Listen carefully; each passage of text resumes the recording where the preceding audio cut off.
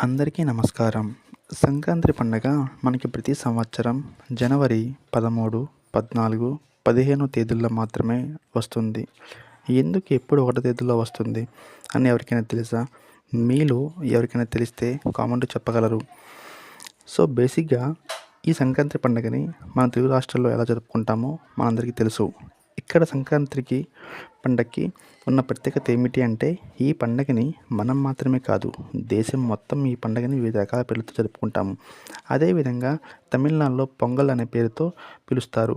మొదటి రోజు భోగి పొంగల్, రెండవ రోజు సూర్య పొంగల్, మూడవ రోజు మట్టె పొంగల్, నాలుగవ రోజు కన్య పొంగల్ పేరిట ఈ యొక్క పండుగను జరుపుకుంటారు.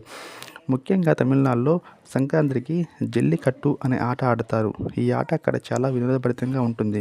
అదేవిధంగా అయోధ్యలో కూడా సంక్రాంతిని కిచిడి అని పిలుస్తారు. సంక్రాంతి రోజున ఉద్దిపప్పు, బియ్యంతో కిచిడి తయారు చేస్తారు. ఈ విధంగా చేయటం వలన వారికి వాళ్ళ జీవితంలో మంచి జరుగుతుంది అని వాళ్ళ నమ్మకము. ఇదే విధంగా హర్యానా, పంజాబ్, చండీగఢ్లో మాఘీ అనే పేరుతో మన యొక్క పండుగను జరుపుకుంటారు. ఇంకా రాజస్థాన్, గుజరాత్లో గాలిపటాల పండుగ అని పిలుస్తారు.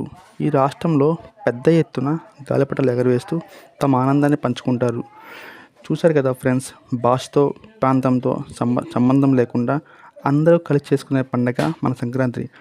ఇది ఫ్రెండ్స్ ఈ వీడియో మీకు నచ్చితే మన ఛానల్ సబ్స్క్రైబ్ చేసుకొని సపోర్ట్ చేయండి ఫ్రెండ్స్. అందరికీ భోగి, సంక్రాంతి, కనుమ శుభాకాంక్షలు. ధన్యవాదములు.